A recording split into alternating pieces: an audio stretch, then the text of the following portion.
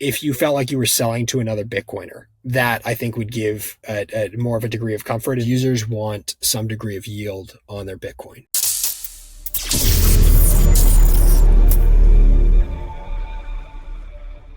Welcome, everyone, to the Proof of Words podcast. I'm, as always, your host, Patrick. We're joined by my co-host, Matt.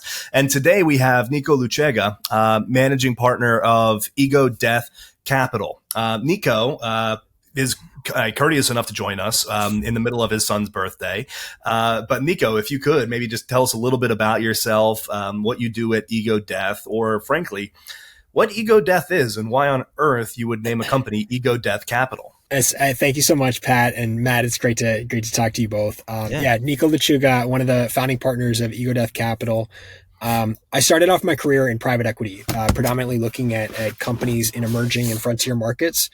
And this really triggered in my mind probably of a broken monetary system. I was talking to someone that used to be very, very high up at Goldman Sachs 2 weeks ago. We had breakfast, and money and credit systems in the developed market, whether you're in the US, Canada, certain European countries, it works pretty damn well. But when you start to travel to certain countries in Africa, certain LatAm countries, you realize the broken monetary systems. And when you're looking at investing in those countries in certain projects, you're probably more triggered to the inefficiencies that those monetary systems bring to investing in actual physical on-ground projects. And so from that time period, I think it triggered in my mind, hey, this what we have isn't what the rest of the world has, and there's something inherently broken here. I left PE to be an entrepreneur. I own a hot sauce company that started as a passion project and then has I actually wanted to ask about that. We could probably spend the entirety of this podcast ignoring Bitcoin and going down the hot sauce rabbit hole. But we're going to touch on that later. So I founded that. We'll stop there on that. We've done some fun things with that company. It's been a lot of fun. But I've always enjoyed investing. And I feel like once you have the professional investing hat on, you probably never take it off. You're always looking at this. And so I had met Jeff Booth at a conference a number of years ago, and we both attended the wrong dinner at that particular conference. And instead of going to probably a 5 p.m., we ended up going to this 8 p.m. dinner. I would say towards the end of the dinner, it's 11 p.m. I'm 3 sheets to the wind, slide down to the end of the table, start talking to Jeff. And Jeff's talking about how our current monetary system requires inflation and for growth, and technology is naturally deflationary, and that he wants to put all of this stuff down on a book for his kids. It's probably a little over my head for the amount of tequila that I've had at that time period. But we connect, we stay in touch. The rest of the conference spent a lot of time together, and Jeff became a pseudo mentor in the business world for me. And then I got an advanced copy of his book, The Price of Tomorrow, but before it came out. And so at that point, the Bitcoin, I would say, thesis of store of value made sense to me. But it's not you can really quickly, as soon as Bitcoin clicks, and I wouldn't say it's quick for it to click. I think you have to spend time to understand why Bitcoin will click in your head. The store of value component of it, or from a portfolio allocation standpoint, makes complete sense. Then you're basically saying, oh, what is the exposure that I need? Do I need 1? Do I need 10? Am I making a much bigger position than that? But you come to some degree of conclusion. For me, I wasn't comfortable with it stopping there. And I saw that there was Jeff. So it's just continued the conversation with Jeff. And then at the same time, there's a parallel conversation going along the same with one of my other partners, Andy Pitt, who worked for Goldman Sachs at this particular division, principal funding and investments, and has done some insane structured credit deals. And what we all came to the conclusion was that there was the projects that all the VCs at that time period, probably is 2020, thought were going to be built on these altcoin ecosystems were flawed because they weren't decentralized and they weren't secure. And what they wanted to build based on some of the network upgrades on Bitcoin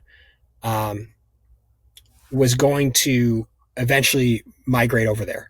And that there was this asymmetric investment opportunity. I put Jeff and Andy together, and we kind of hashed out the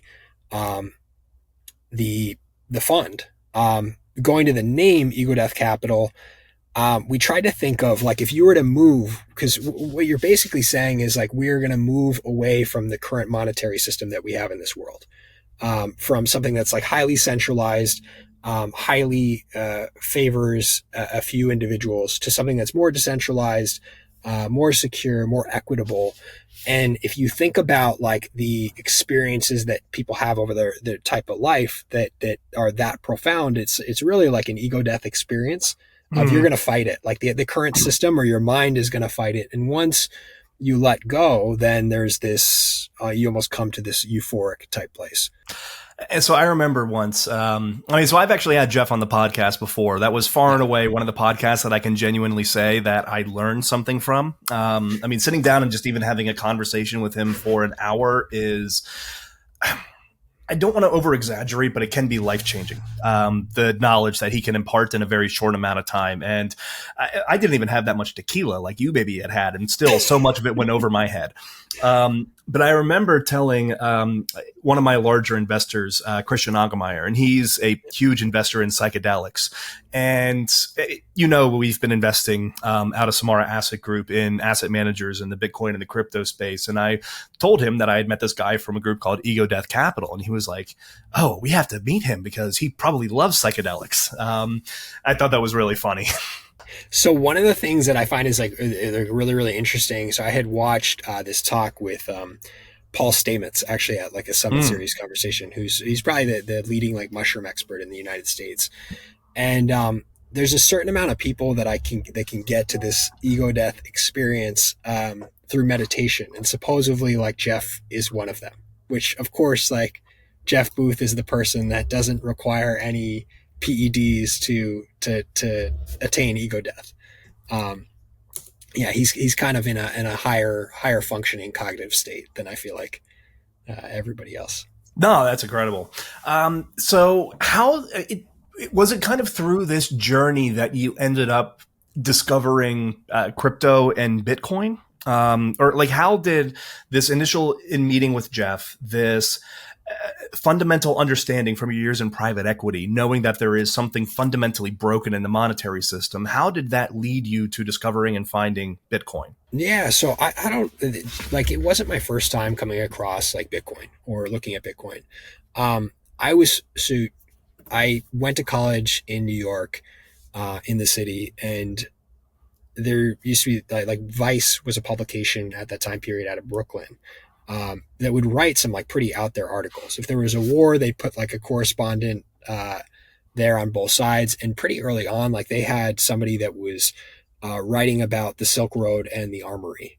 And like that was really my first instance of, in both settings, was you could go on the Silk Road and get delivered to you like any degree of drugs. And then on the Armory, they were delivering weapons somehow. And the what they were using was Bitcoin. And so like that was pretty fascinating. But at that time period, you had to send a check to Japan. And that was just like, it was too much of a lift for me. But I had like followed it. I would say that until really like sitting down with Jeff later on, did it make sense of like, hey, this is something that like my portfolio needs like a significant allocation into. And this is why. And this kind of clarifies like a lot of thoughts that I've had in the back of my brain for the past decade. Makes a lot of sense. So I actually, just before you and I jumped on this recording together with Matt, the exact hour before, I was actually interviewing one of the directors of one of your companies, Joel Kai Lenz from Relay app. Nice. I understand that you guys at Ego Death are an investor there. So from that perspective, what is it that you guys look for? He says hi, by the way. But from that perspective, what is it that you guys look for in companies that are building in the Bitcoin space? Because obviously there are nuances, right? Like these are not typical startups the way that maybe you and I would think about them from a fintech or whatever perspective. There is a uniqueness to building a crypto company, and even more specifically, a Bitcoin focused company. So what is it that you guys look for in companies? What particular verticals have you excited that you're looking to deploy out of Ego Death to? So we're predominantly, I mean, we're solely investing in tech companies that are building on top of Bitcoin. So we're Right. fascinated with this like layered approach. We think that having that secure base layer is absolutely crucial. Um, and then when you think about like tech companies, you could have something as I don't, as simple is the wrong word, but straightforward, where like you understand it. A relay is a way to buy and sell, or buy predominantly Bitcoin, and to in a non-custodial manner out of um, Switzerland. The company's Swiss, but will Yeah. go across Europe. Um, so a So it was tech interesting that company, you say that because he told me that they were actually looking at ways to not have the ability to sell on the platform. yeah, yeah, But in actuality, only 8% of all volume of transactions on Relay are Bitcoin sells. yeah, And I guess as a regulated broker, you have to have buy and sell. There's no way they could have one without the other. But what he told me is they're thinking about having whenever you click the sell button, there's going to be a thing that pops up. Are you sure? And it's going to be yeah, Michael Saylor saying, "Thank you for your Bitcoin." yeah, yeah. I just thought that was absolutely hilarious. So like it was one of the thoughts that we had internally talking through with them too was life happens, like people are going to have to sell their Bitcoin, but I Of thought course. like with the point of that of like if you felt like you were selling to another Bitcoiner, um, that I think would give a more of a degree of comfort. And however they figure out, they're really really good. I would say from like a messaging standpoint as a company, Mm-hmm. we've been really happy with their brand. But yes, I think River does a similar thing where there's like, don't do this. You did. So I use River personally. Yeah, I mean, I can't onboard to Relay as an American. It's just too complicated for them from a tax perspective, reporting to yeah, the IRS. So I use River. I've never actually tried to sell on River, though. I don't yeah. sell Bitcoin.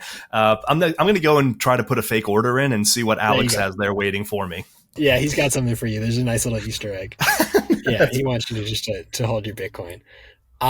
So we have something like that, like with Relay, and then we have things that are, um, I would say, key infrastructure with a Bitcoin dominated world of tomorrow. So something like that, like a Breeze, where mm-hmm. Breeze provides key infrastructure within Lightning and potentially other scaling technologies, plus software development kits that become like a foundational building block for a Bitcoin world of tomorrow. I would say because all the GPs, so we brought on Preston Pish and Lynn Alden as GPs for Fund 2, and all of the GPs have backgrounds of entrepreneurs. And I think this is really, Mm-hmm. really key from the standpoint of you understand the grit and struggle of like building a business and what it takes to build a business. And everybody's built businesses that cash flow to some degree or the other. And so from our standpoint, like the business is building in Bitcoin, like we're um, less, I would say, comfortable with having a business that's very, very abstract from a revenue standpoint. So we want to Mm-hmm. have businesses that are building on top of this tech stack, but they're solving a real world problem today. There's some degree of a moat between them and anybody else. There's probably an order of a magnitude separation between them and any other competitor. And there's a real way that this company can make money in the near term. So in the next, call it year and a half, 2 years, you believe the company can have at minimum like a 1 to 2 million like top line revenue and the Right. ability to grow from there. So one of the things, and we talked to this other entrepreneur last week about this, is we're uncomfortable looking at businesses where you are waiting for like the world outside of you to change.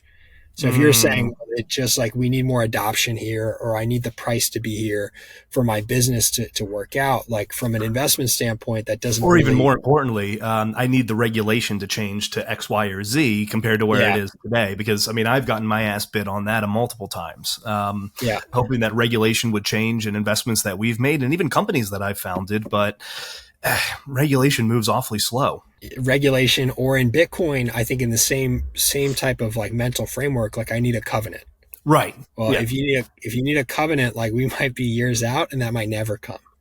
And so the that component we probably will um, sit back and say let's get a little bit more data before we actually like decide to invest in said company. So just to summarize, we're looking for tech companies building on top of Bitcoin. They have a real world utility today. They're solving a real world problem today, and they have the ability to create, sustain a competitive moat and generate revenue. So it sounds as though you've largely historically and even today are focusing mostly on infrastructure projects, or I guess I would probably call them that, building on top of and in and around the Bitcoin ecosystem. One of the things that's transpired over the last, let's say, 12 to 18 months is the emergence of these Bitcoin layer twos. Do you have a view on layer twos? Do you find them a bit superfluous and unnecessary? Do you think that there is an investment case in layer twos? I mean, what are your general thoughts on this?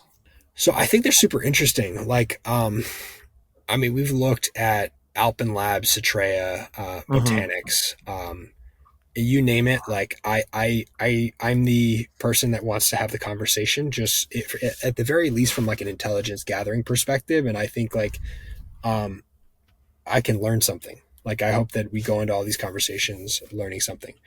I think from the standpoint of, which ones, I think this is a winner take most market, if that's the case. So they're generally like, if you look at, like Arc is trying to, actually probably works pretty well with Lightning to help out Lightning. But to be determined like how that works out, what the revenue model is. The team is really fascinating. A lot of these other layer twos have sequencer components with them. And so with that, it really requires them to garner the majority of the market share. And so from our investment standpoint, I think that, we have a highly concentrated fund. So in fund one, we'll basically have 10 to 12 portfolio companies. In fund two, we'll have the same amount of companies that will lead, just at a Series A perspective. And we're more comfortable kind of sitting back and letting the market decide where those are going to be, and then probably coming in. Does that mean we could miss? Yeah, we could definitely miss one of these like early stage probably investment opportunities. But I would say like right now, a lot of it, I would say is fascinating from an academic standpoint.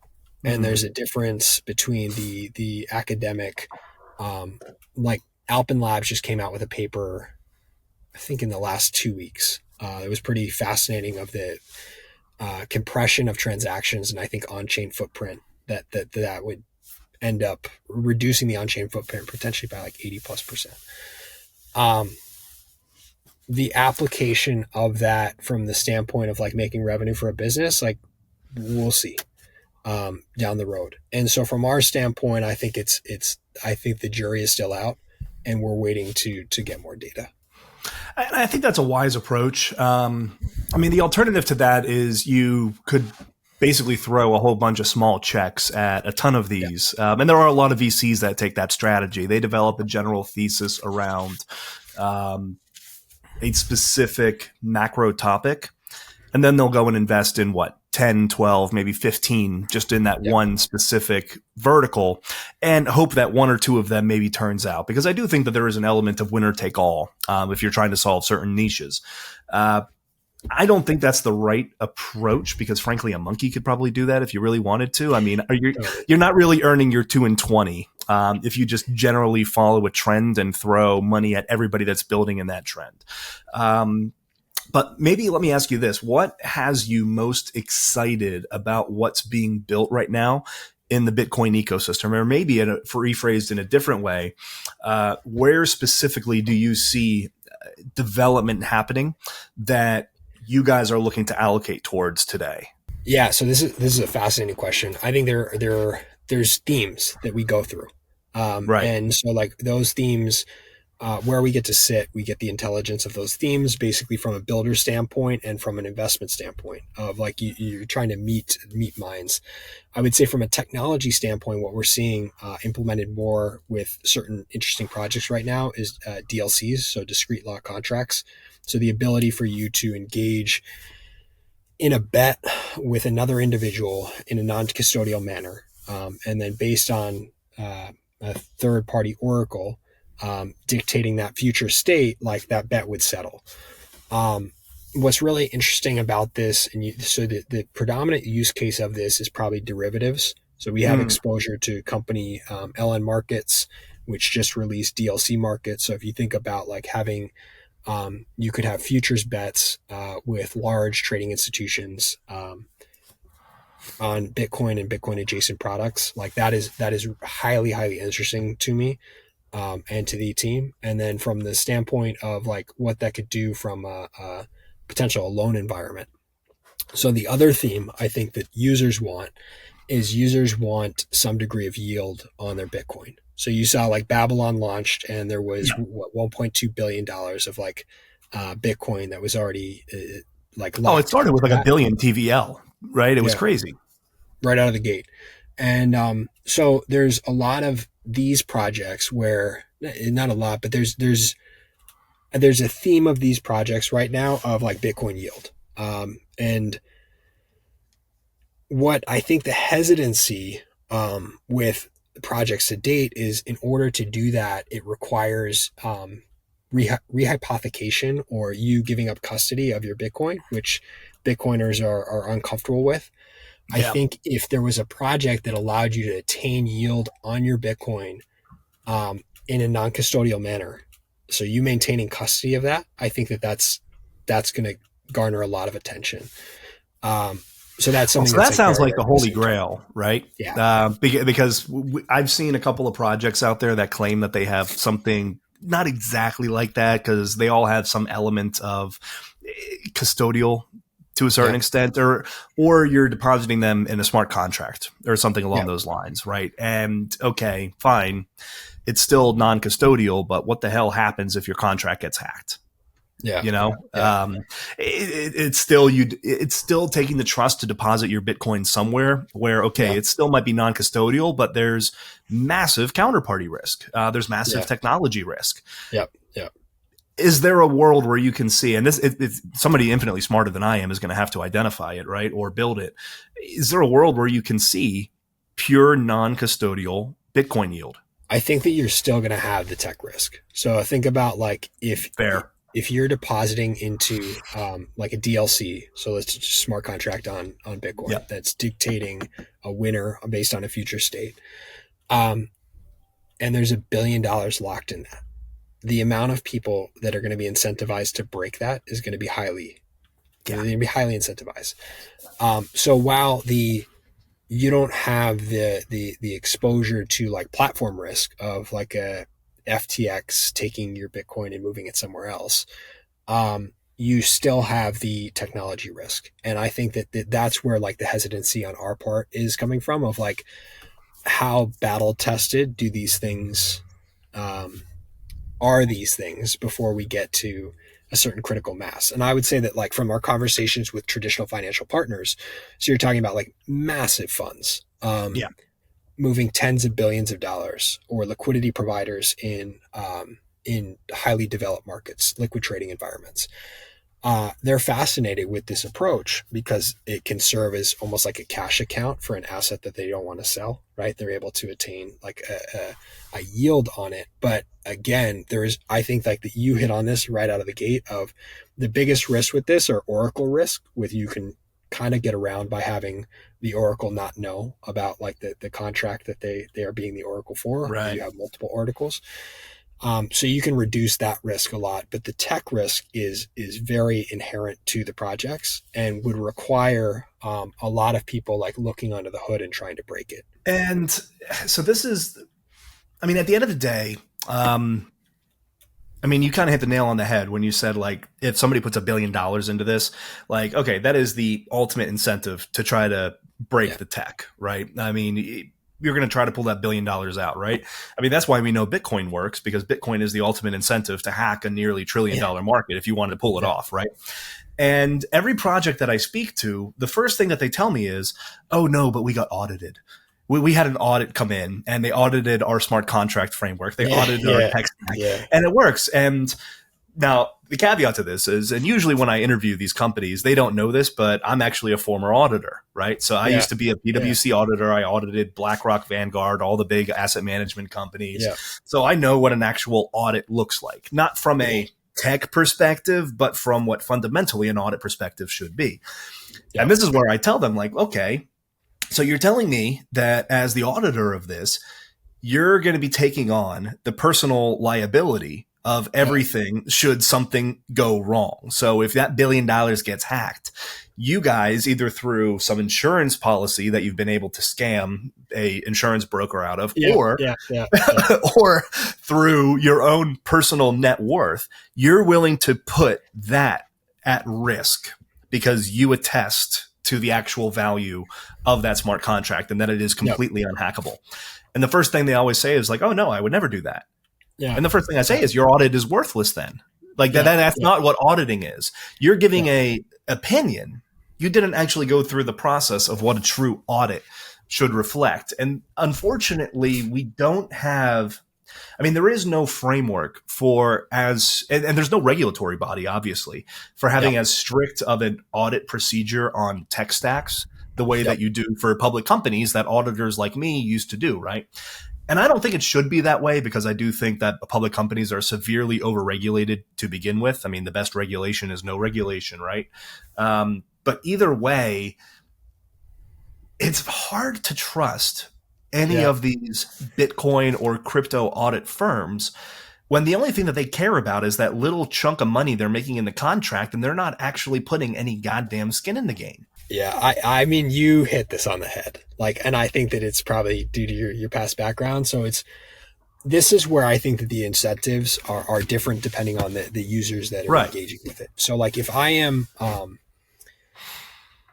Goldman's too sophisticated. So Goldman would like see right through this. But if I am call it like a trading firm that's maybe a hedge fund that has tens of millions of dollars, depending on the sophistication of that, or if I'm just a firm that like I'm a family run business that I have like tens of millions of dollars, what I might want, right, to give me comfort is something that you just hit on, like doesn't mean shit. So like a SOC audit, right? In this setting.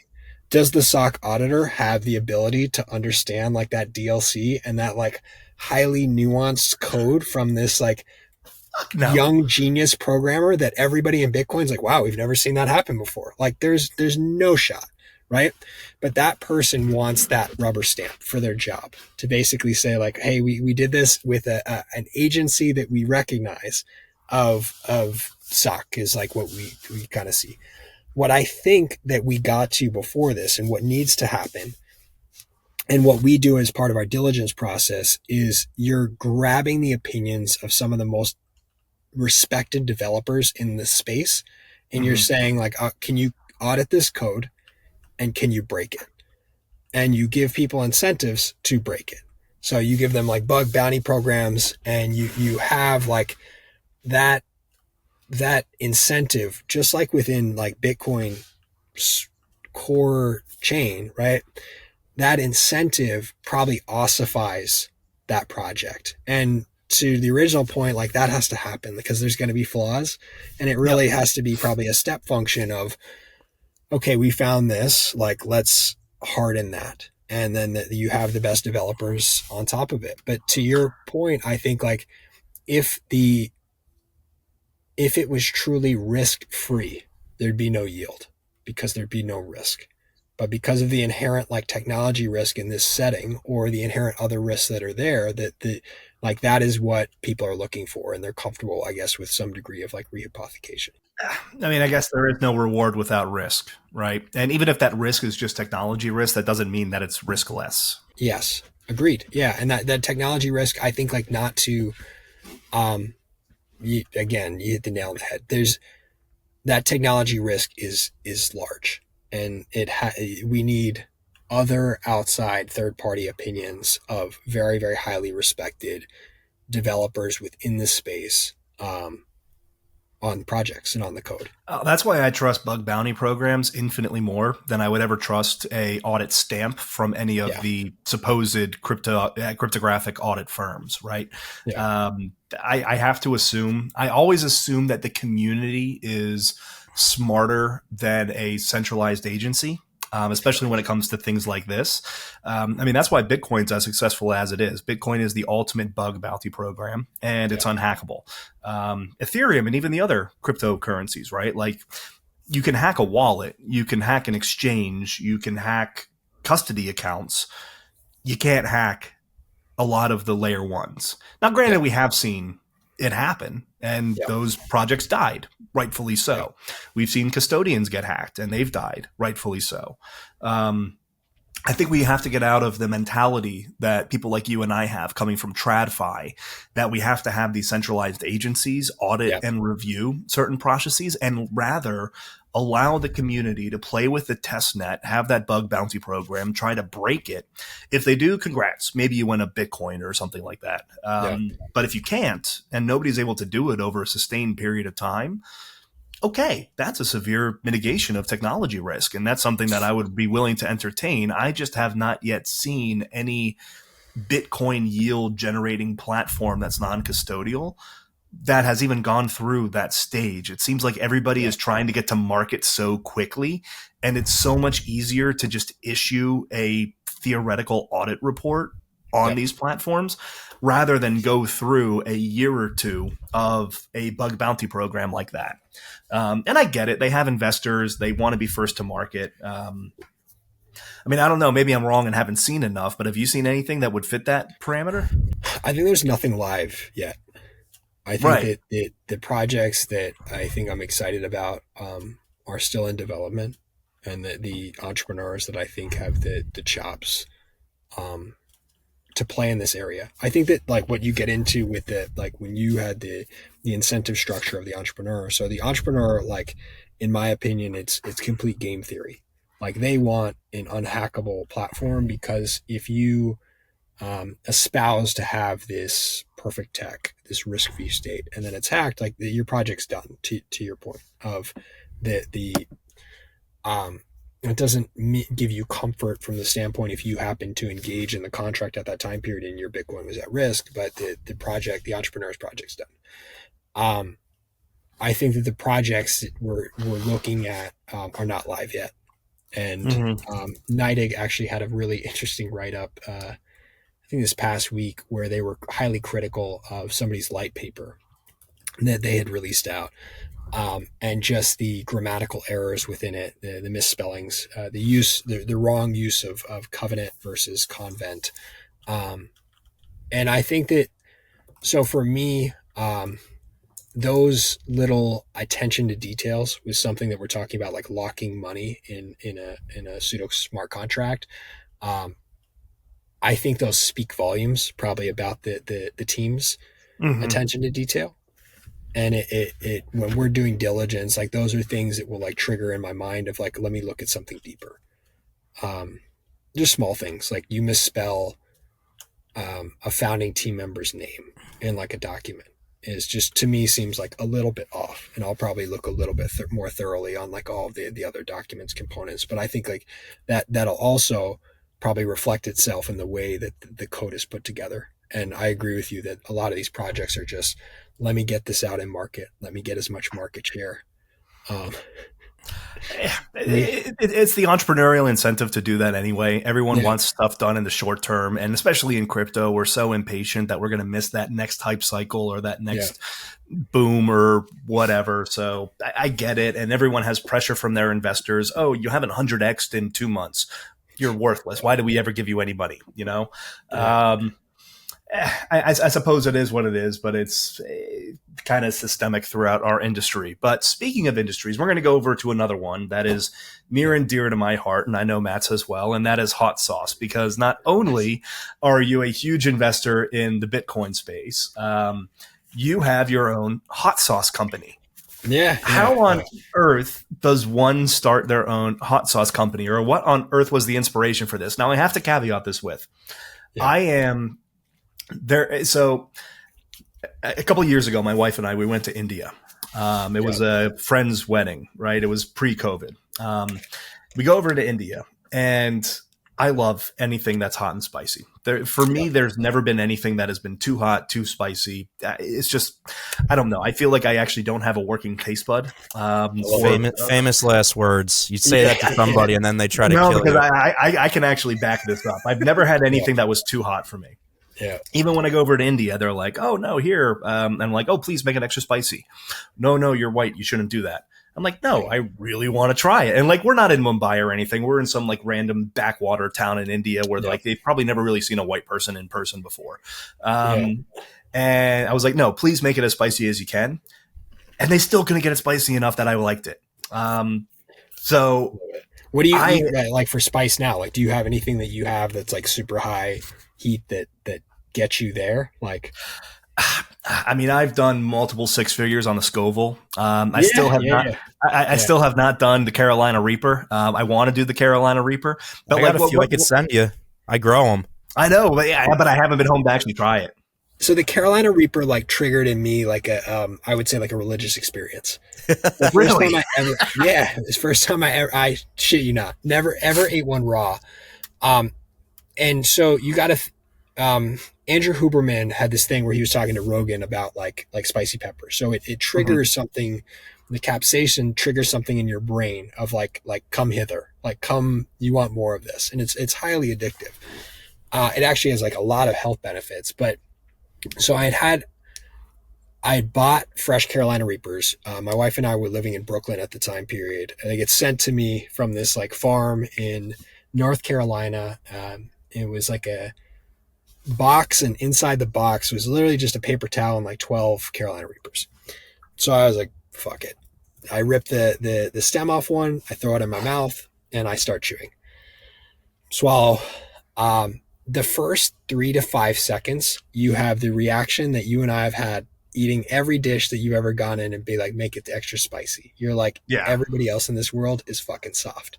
This is nothing. It's sweet. It's almost like a strawberry type sweetness with the pepper. Yeah, the first like 3 to 5 seconds. And then it feels like a blowtorch. Just hit every part of your mouth, like where that pepper has come in contact with, like down your esophagus, into your stomach, and it accelerates. Like you think that this thing can't get hotter. It accelerates for like 3 minutes, and then it sits there, and it like holds that heat for like another couple minutes. You're sweating, your eyes glaze over, and then it comes down, and you're like, wow, I did that. So that's my experience with the Carolina Reaper.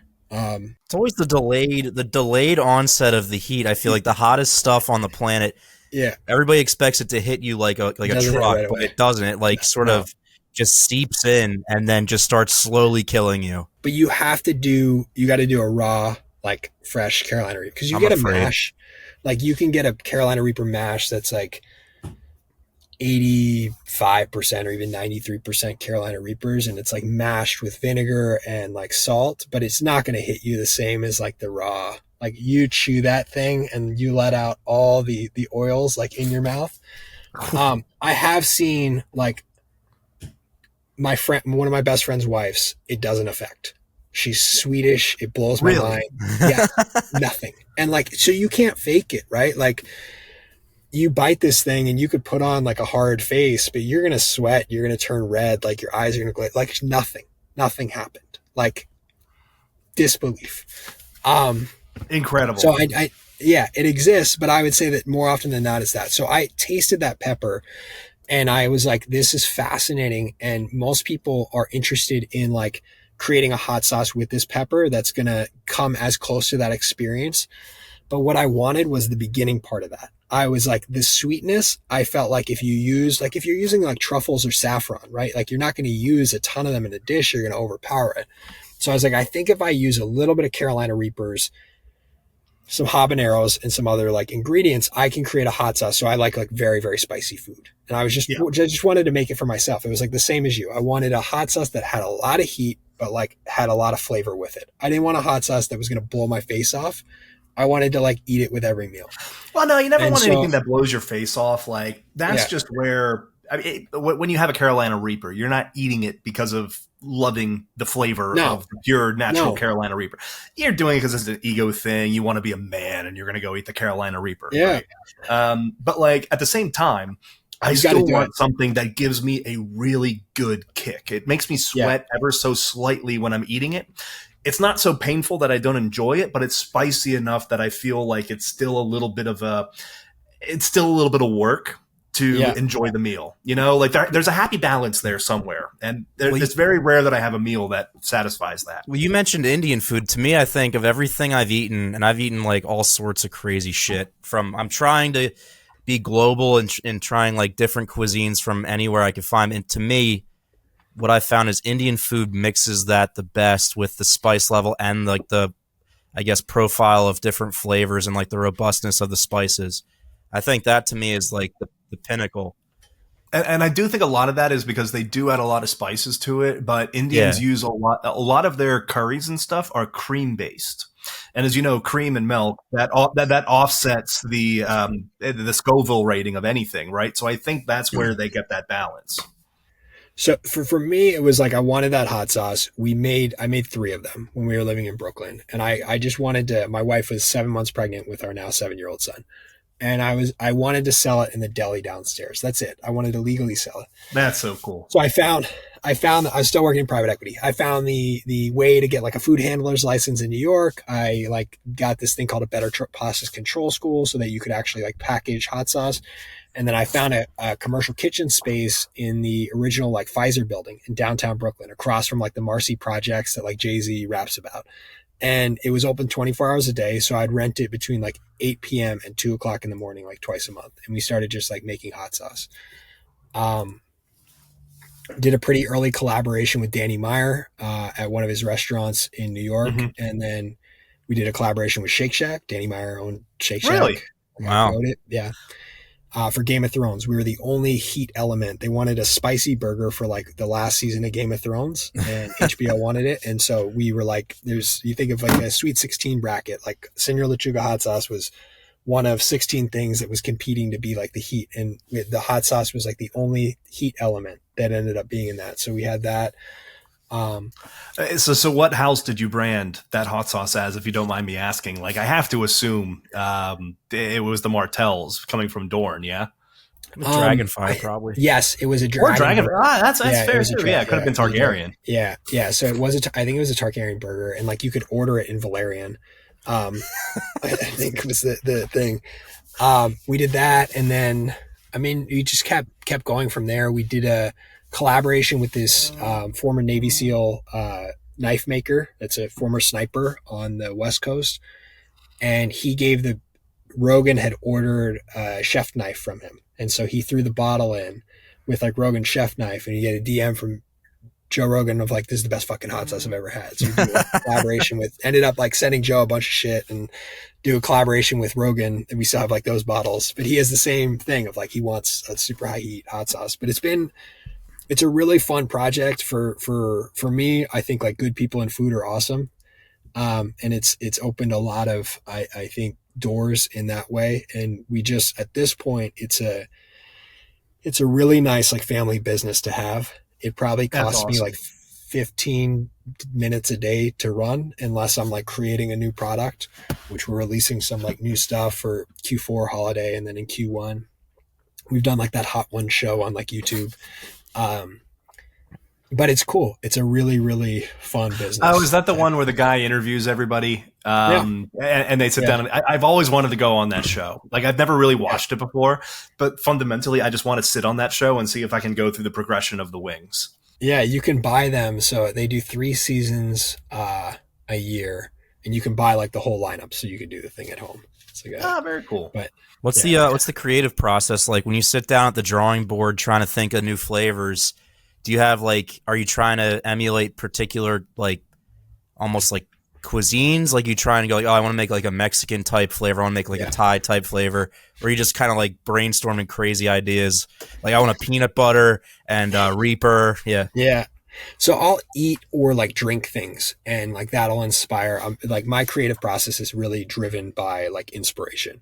So we did this collaboration with a Panamanian chef, and he's got some of the most premium coffee in the world, this geisha coffee. And so he sent it to us, and he wanted a hot sauce for his like coffee shops. And so like that drove we ended up putting the coffee and the coffee bean, the shell of it, this cascara within the hot sauce, and like drove the creative process.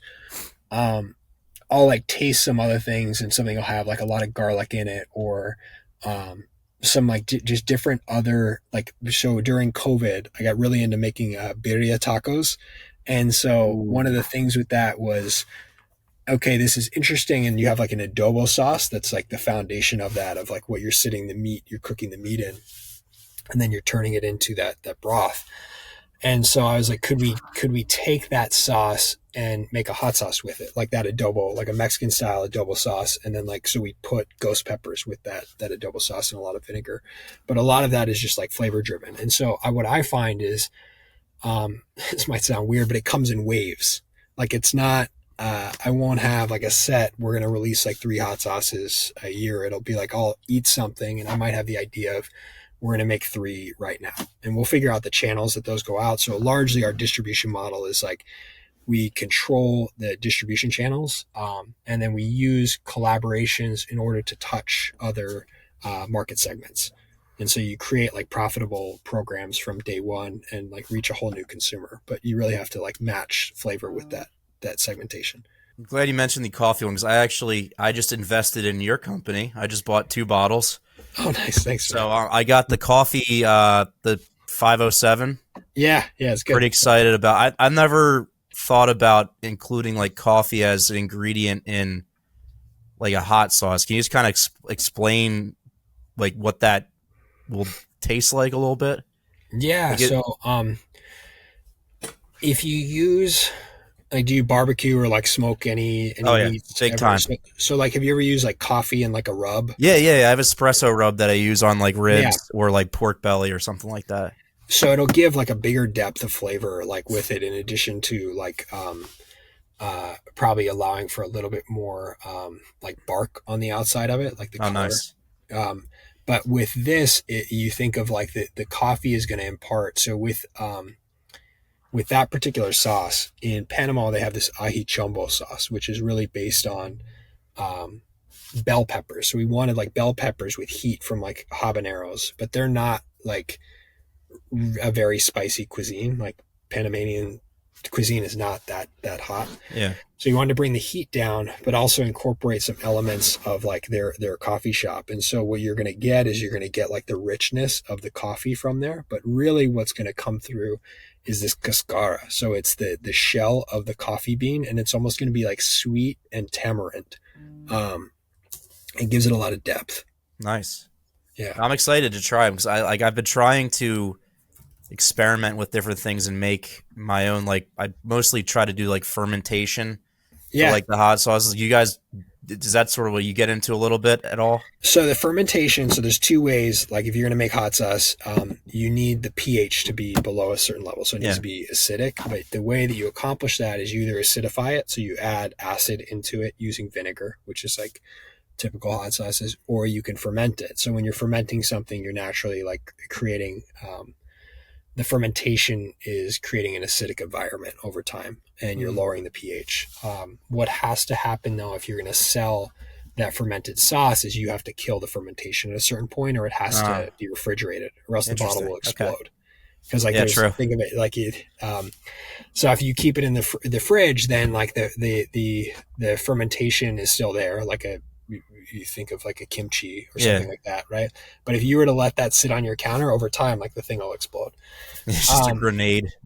yeah, Couldn't you do it in giant cast barrels, and that way you avoid the explosion? I mean, that's how you ferment wine and everything else, right? yeah. I think it's different in that this fermentation, like that you're typically doing with like hot sauce, is you're using, so like the wine, you're introducing some type of bacteria to start the fermentation process, Right. and it's much slower So over it's a time. completely different fermentation then. This is so typically like with hot sauce, you're introducing salt, and the salt will make up at least 2% of the entire mixture, and so you have this like really aggressive fermentation. Got it. Okay. Lot of stuff coming off it, and I think you'd probably bend the barrel, and eventually like it would find a way out. Yeah. But yeah, we acidify all of our products, so there's no fermentation. But if you did want to ferment the hot sauce because you like the funk with the flavor, what you'd end up doing is you just cook it off, so heat it to a certain level so that you kill the fermentation. Because I like the Gotcha. tang of the like the natural fermentation. Like Pat, I do this like they have this, like, it looks like a laboratory in my kitchen. Just like you put like everything in a jar, you make the brine, like you said, and then you kind of have this like little like liquid seal that releases the bubbles but doesn't let anything else get in. It's pretty sweet. Yeah. But it ends up tasting so good, and it's like really gut healthy too for like introducing that beneficial bacteria. So that's why I'm a big fan of it. Well, I'll be back in the States in a couple of weeks, Matt. So we're going to have to sit down and enjoy some of your hot sauce together. I'll cook some up for you. I got the last like harvest of I told you I was growing Reapers. I'm growing ghost peppers and Thai chilies. So I'll put some in a jar and start the fermenting. So I got to do the Reaper then. We'll take a video and put it on the podcast. And well, sure. I'm either going to make an absolute ass out of myself, or I'm going to prove that I'm a man. No, so anyways, I don't know. Mine might not be as hot because I'm sure they cross-pollinated with like other stuff and probably didn't get like. I don't know. I read that's a thing. I don't know. I'm not a botanist, but we'll see. Yeah, I'll get you some. Fair enough. Well, we're at the end of our time. Nico, thank you so much for joining us here today. I truly appreciated our conversation about Bitcoin, but I absolutely loved our conversation about hot sauce. Yeah, I can't wait to get it. Yeah, second I'm back in the States, I'm going to have to pick some up of it. All right. Thanks, Pat. Thanks, Matt. I really appreciated the conversation. Thanks for having me on. Thank you. That was an absolute pleasure. Get back to your son's birthday now. Thanks, guys. Have a great day.